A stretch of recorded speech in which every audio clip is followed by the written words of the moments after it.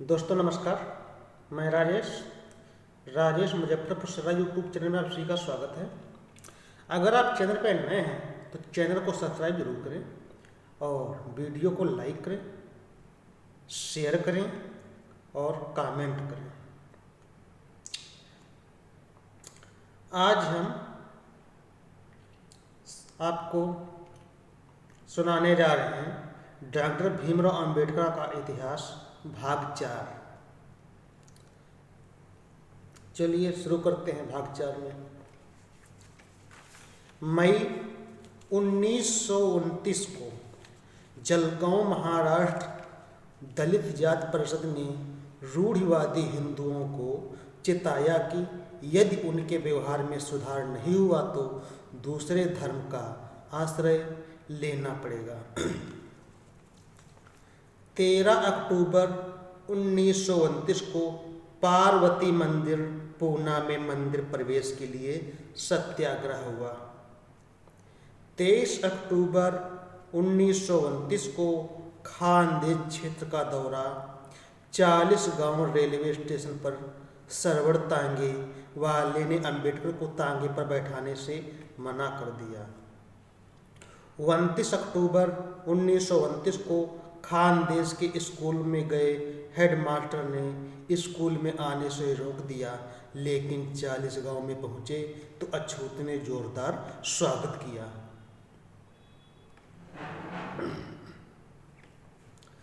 उसके बाद 2 मार्च 1930 को अछूतों के मंदिर प्रवेश अधिकार हासिल करने के लिए नासिक के कालाराम मंदिर पर सत्याग्रह किया। अनुशासित विशाल जुलूस मंदिर की ओर, प्रबंधकों ने मंदिर दरवाजे बंद किए तो गोदावरी नदी के किनारे आयोजित सभा के सभी सदस्यों ने सत्याग्रह के लिए शपथ ली। 3 मार्च 1930 को अहिंसक ढंग से सत्याग्रह शुरू, धोखे में समझौता करवाया और सत्याग्रहियों पर भारी हमला। अंबेडकर भी घायल, दोनों पक्षों में जोरदार संघर्ष हुआ। आखिर गोदावरी नदी में से स्नान किया, मंदिर से दर्शन नहीं कर सके। सत्याग्रह 1935 तक जारी रहा। मई 1930 साइमन कमीशन की रिपोर्ट प्रकाशित, भारत दृष्टिकोण की उपेक्षा, पृथक निर्वाचन प्रणाली के आधार पर ही नए सुधारों की सिफारिश, दलितों के अपमान वाली शर्त का अंबेडकर ने विरोध किया। 8 अगस्त 1930 को डिस्प्रेस्ड क्लास कांग्रेस का नागपुर में पहला अधिवेशन, ब्रिटिश सरकार की आर्थिक शोषणकारी नीतियों की कड़ी निंदा की। अछूतों को चेतावनी दी कि केवल राजनीतिक शक्ति पाने से सभी समस्याओं का हल नहीं होगा, सामाजिक सुधार व परिवर्तन पर जोर देना होगा। शिक्षा का प्रसार, सामाजिक व व्यक्तिगत कुरीतियों को छोड़ना होगा।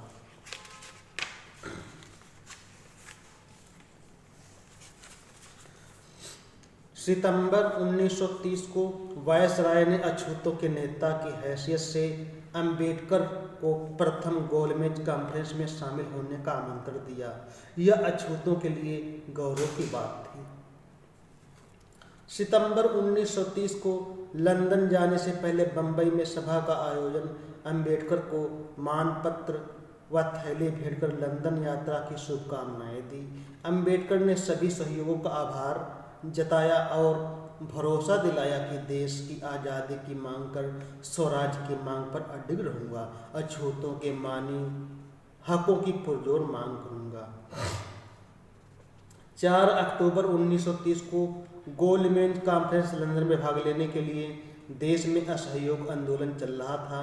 कांग्रेस ने गोलमेज कॉन्फ्रेंस का बहिष्कार किया। अंबेडकर को देशद्रोही, अंग्रेजों का पिट्ठू कहा गया। खबरों ने विरोध में खूब लिखा, लेकिन किसी ने भी कॉन्फ्रेंस भाग ले रहे मुस्लिम प्रतिनिधियों के बारे में कुछ नहीं बोला। यह लिखा, राजनीतिक पार्टियों के नेता, रियासतों के महाराजा, नवाब, सिख, ईसाई, मुस्लिम प्रतिनिधियों के सहित कुल 89 प्रतिनिधियों ने भाग लिया। नवंबर 1930 को अंबेडकर लंदन पहुंचे तो वातावरण सहानुभूतिपूर्ण था। खास तौर से अछूतों की समस्याओं के प्रति वहाँ सभी की सहानुभूति थी। 12 नवंबर 1930 को ब्रिटिश प्रधानमंत्री रामजे मैकडोनाल्ड की अध्यक्षता में गोलमेज कांफ्रेंस शुरू हुई। ब्रिटिश लोगों का भारी उत्साह। जॉर्ज पंचम ने सेंट जेम्स पैलेस में इस आयोजन का उद्घाटन किया। कहा, हम इस कॉन्फ्रेंस में एक नया इतिहास लिखने जा रहे हैं। 17 दिसंबर 1930 को अंबेडकर ने अपने भाषण में ब्रिटिश सरकार को आड़े हाथों लेते हुए अंग्रेजी सरकार की जगह स्वराज की मांग की। भारत में ब्रिटिश सरकार के दौरान करोड़ों अछूतों दैनिक दशा में सुधार नहीं कर लाने के लिए ब्रिटिश सरकार को खूब कोसा। गरीबों, किसानों का शोषण करने वाले पूंजीपति और जमींदारों की रक्षा सरकार को हटाने की मांग की। भावी संविधान दलितों के साथ न्याय की मांग की। 20 से 25 दिसंबर 1930 को भाषण से सभी सदस्य प्रभावित अखबारों में खूब छपा।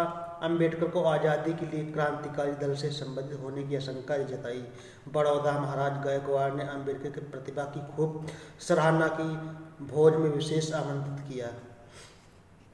दिसंबर 1930 को वेस्ट कार्यक्रम के बावजूद कई किताबें खरीदी और बक्से भरते गए। 19 जनवरी 1931 को गोलमेज सम्मेलन का पहला दौरा समाप्त। अंबेडकर की प्रभावी भूमिका।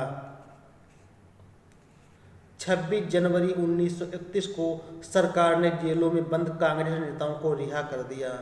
13 फरवरी 1931 को बाबा साहेब लंदन से बंबई के लिए रवाना हुए। 27 फरवरी 1931 को बंबई पहुंचे कई संगठनों और समर्थकों का भारी स्वागत। उन्हें अछूतों के मसीहा का सम्मान दिया। देश में राजनीतिक माहौल तेजी से बदल रहे थे। फरवरी 1931 को बंबई काउंसिल के मेंबर नियुक्त हुए। 5 मार्च 1931 को कई दिनों के विचार विमर्श के बाद गांधी और भारत के वायसराय लॉर्ड डार्विन के बीच एक समझौता हुआ। गांधी जी ने सविनय अवज्ञा आंदोलन वापस लिया और दूसरी गोलमेज कॉन्फ्रेंस में शामिल होने की हाँ कर दी और 14 मार्च 1931 को नासिक की सभा में अछूतों को आदेश दिया कि भले ही उनमें जोश व आक्रोश है, लेकिन हर हालात में धैर्य, शांति, अहिंसात्मक ढंग से आंदोलन करना है। अगले दिन जुलूस निकला।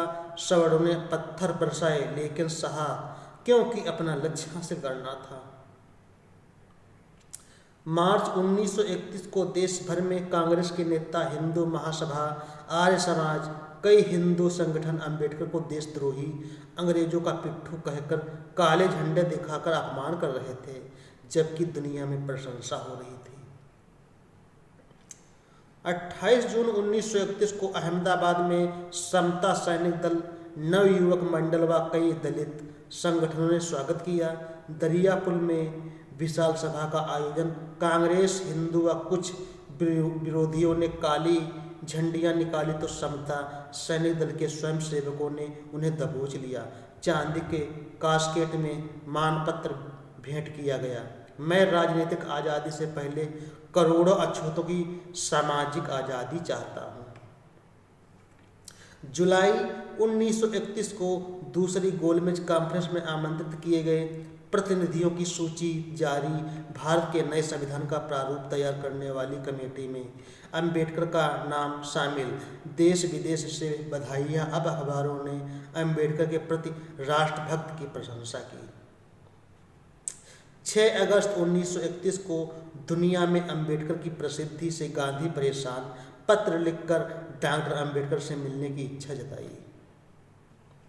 14 अगस्त 1931 को अपने सहयोगियों के साथ बंबई के मालाबार हिल्स स्थित मणि भवन में ठहरे गांधी जी से मुलाकात। कांग्रेस का उनके प्रति अपमानजनक व्यवहार, अछूतों की दयनीय दशा, प्रथम निर्वाचन आदि विषयों पर चर्चा के दौरान तनाव कड़वाहट भरी यह मुलाकात किसी ठोस नतीजे की ही खत्म हो गई। 14 अगस्त 1931 को दूसरे गोलमेज सम्मेलन में भाग लेने से पहले बम्बई के कौसाजी सभागृह में विदाई समारोह में कहा, देश के करोड़ों अछूतों के हकों के लिए हम जमीन आसमान एक कर देंगे। आज के साथ इतना ही। हम फिर मिलेंगे अगले वीडियो में। तब तक के लिए नमस्कार।